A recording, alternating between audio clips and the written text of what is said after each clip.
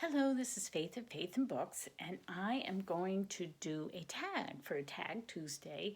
I haven't done a tag all of October. I just didn't have time for it. And back in September, I believe, I was tagged by Spontaneous Reader for this Reread Tag, the Reread Tag, which was originally created by Roz at Scally Dandling About the Books. So I will link to both Spontaneous Readers video and Roz's original video. So this tag has been around a bit, so it's not a brand new thing.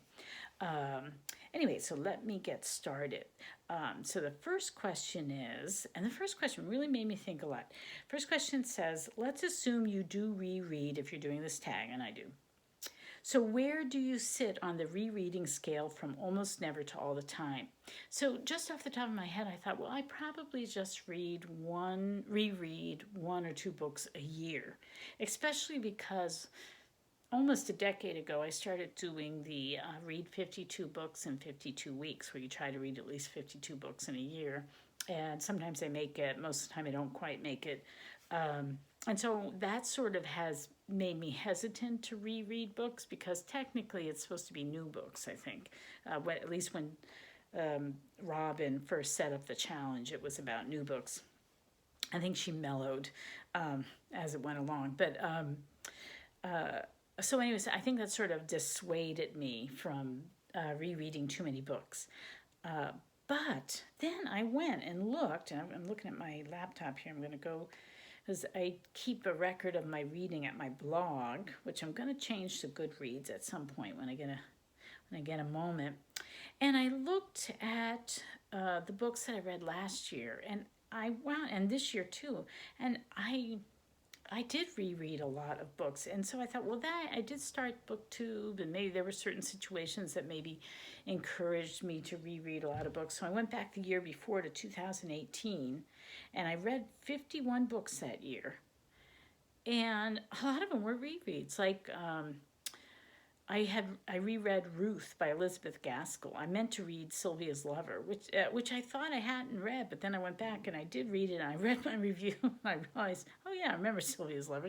But anyway, I had reread Ruth. I reread Sylvester or the Wicked Uncle by Georgette Hare. That's one of my favorite ones by her. What else did I reread that year? I mean, it was way more than I thought. Hold On to Your Kids, which is about attachment theory with children, and that was a reread for me. The Odyssey by Homer, that was a reread. A Town Like Alice was a reread. I went through a real Neville Shute period in my younger days. What else? There's a lot of, there's just a bunch of books. Way more than I thought. It was not just one or two. Oh, then I reread Sense and Sensibility, Northanger Abbey, and Persuasion. So, and I reread the Cricket on the Hearth, which I thought I hadn't read it, and then when I started reading it, I realized I had already read it. So, I think I do more rereading than I realize, and that was kind of eye-opening to me. So that was a good question, Roz. Okay, and then question number 2. Has that changed over your reading life?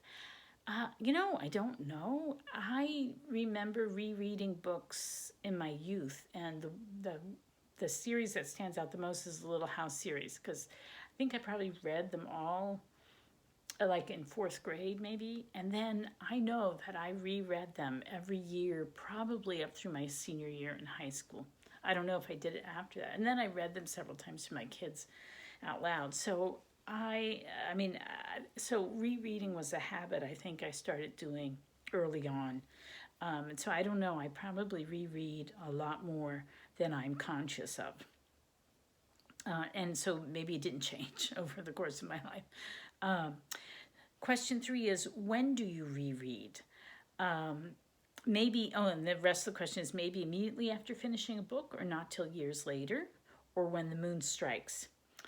Usually it's years later, or at least a little while passes, and then I decide I want to go back and revisit the book.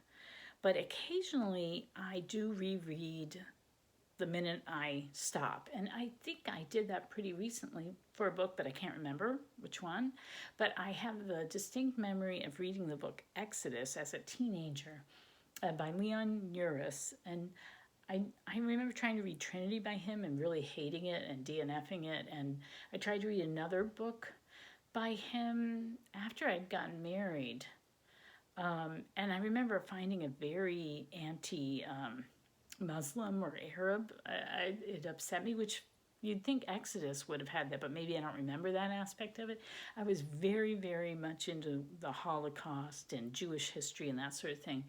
And I remember my sister and I had seen the movie Exodus with Paul Newman, and we loved it. And I've tried to rewatch that movie, in the past couple of decades, and it is a very slow movie. It's not well paced, but and very long. But the book, I remember being just glued to that book, completely absorbed in it, and I have a distinct memory of finishing it and then just turning to the first page again and starting all over again. I was really, really just immersed in that book. So I do think I do it sometimes where I'll just reread it right away. And I think I've done that even recently, and I don't remember what the book was. Anyway, and actually right now I'm rereading Compassion and Conviction, which is something that I read back in August maybe, and I'm rereading it again. So let's see, what was that question? When do you reread? So it depends. I'm all over the place. It could be right away or fairly recently, or it could be years later. I don't know if I have a pattern. Okay, question number 4. Why do you reread books? I think I do it because the story's so good, and because there were emotions that were evoked, or intensities of relationships, or certain scenes that really, were searing, and so I remember that, and I want to go back and recapture that. Or in the case of little house books and that sort of thing, there's something kind of cozy and sort of escapist about it. It's so different, and so interesting, and there's something comforting about it. So it serves as a good escape. It's returning to an old friend. So because of the emotions or intensity, or because it's a great escape for me. Question number 5, how do you reread? Faster, slower, or just the best bits? Well, I definitely do just the best bits a lot. So that definitely happens, and it's probably usually faster, but occasionally it's slower, but usually it's because of some reason. So went back when I was teaching in a homeschool co-op, or when I was teaching my own kids and I wanted to teach a book, I would go back and reread the book slowly and, read about it and try to, maybe use a study guide or something to see what I should be looking for in the book. And I remember doing that with Mark Twain's Joan of Arc and Sir Gawain and the Green Knight, and books like that, Homer's Odyssey. So I remember going back and trying to read it slowly to really absorb everything that was in it, so that I could feel more capable about actually teaching it. But usually if I go back and read something more slowly, it's because I want to get something out of it. Question number 6 is, who or what do you reread? More specifically, which authors or genres or individual books? So lately in my life, it's been Georgette Hare, and I've spent decades rereading Jane Austen. Sometimes I'll want to reread a P.G. Wodehouse. Like, I remember I've reread The Indiscretions of Archie. For some reason, that book just hit me as the most charming. And that is like an old friend to go back to. So I'll get in the mood for that. I've also really enjoyed rereading The Nine Tailors by Dorothy L. Sayers, which some people say is like their least favorite, and they think it's boring or something. And she does have a whole thing in there about how they rang bells.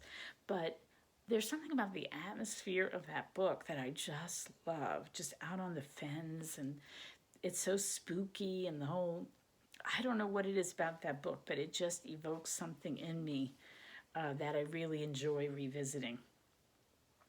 And lately, I've been wanting to reread books by Mary Roberts Rinehart, who is the American Agatha Christie, except she wrote like a generation before Agatha Christie, and she wrote many best-selling books.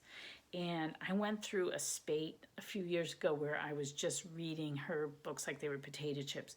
And I'd like to go back and reread them because I really liked her style. She writes all sorts of things. She writes mysteries, but she also writes straight novels as well. So I really enjoyed her, and I've been thinking I want to reread her. So I'm not rereading really heavy stuff. I'm reading, first of all, they all seem to be women authors except for P.G. Wodehouse. I'm rereading for the romance or for the atmosphere. Okay, question 7. Is there a book that you found better when you reread it? And I've already said this before, but the first time I read Mansfield Park by Jane Austen, I did not get it. And I thought, oh, well, there's one Jane Austen book that I really don't enjoy. And I had a prejudice about it for a couple of years. And then I read, somehow I stumbled across somebody's defense of it, like why they love Mansfield Park. And I thought, wow, I should really take a second look at this. And I did, and I absolutely adored the book the second time around. So that's pretty rare, but it did happen with that book. Let's see. And then question 8 is, and one that was worse, one book that was worse when you reread it.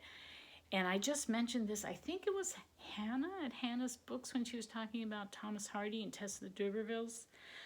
I remember when that movie came out, the movie by Roman Polanski.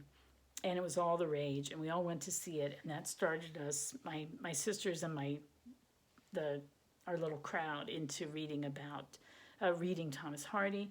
And I remember reading Tess, and I remember reading Far from the Madding Crowd. I think I read The Mayor of Casterbridge, and I might have read something else. This is all when I was a teenager. And at first I had a lot of enthusiasm for him, but I didn't carry it on. Like my sister read more than I did. She was more into him than I was. Because they all started turning into one story, like I couldn't tell them apart. And so I sort of drifted away from him. And then just a few years ago, or it could have been a dozen years, I decided to reread Tess of the D'Urbervilles, and I couldn't get through it. I just couldn't get through it. I thought it was contrived and overwrought, and I felt like Thomas Hardy was trying to sell me something. Like he wanted me to, I don't know. I felt like he had an agenda, and I just didn't care for it. I found him unreadable. It was so weird. And I've done that before with other authors. Like I've heard people say they didn't like Steinbeck. I knew one guy who absolutely hates Steinbeck, and I love Steinbeck and read a lot of Steinbeck in my younger years. So I thought, well, let me see if that's, if maybe as you get older you don't like Steinbeck as much. But I loved him. I thought he was great. And the same with Ernest Hemingway. A lot of people say that rereading Hemingway, it's hard to do. And I went in high school, I went through a Hemingway phase as well. And I still enjoyed his work. I mean, you have to accept where he's coming from, but I think he just has really sculpted sentences. So I liked Ernest Hemingway, but Thomas Hardy, I just didn't care for him. So anyway, the last question is, which one book have you reread the most? And I'm going to say probably the Little House on the Prairie series. But Pride and Prejudice would probably be a close second, because I've probably read that almost 10 times. So, and I'm pretty sure I've read Little House books, some more than others maybe. Like I recently reread, by recent I mean maybe 8 years ago, I reread The Long Winter.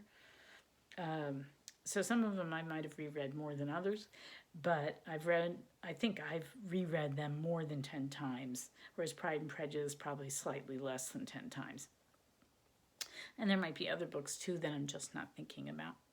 So that is my reread tag. And I'm going to tag people. I usually just give a blanket tag, but I wanted to recognize some people that have shown up commenting on my little YouTube channel here. And so I would like to tag Liz Reads, that's Lys Reads. And I would like to tag, and I'm going to butcher your name. It is Hamsavahini Vashrastra booktube channel. It's a very long Indian name. And I'm tagging you. And thank you for coming to my channel. And also I would like to tag Book Zealots. So I will put all that down in the notes below as well. So happy Tag Tuesday, and I will talk to you later. Bye-bye.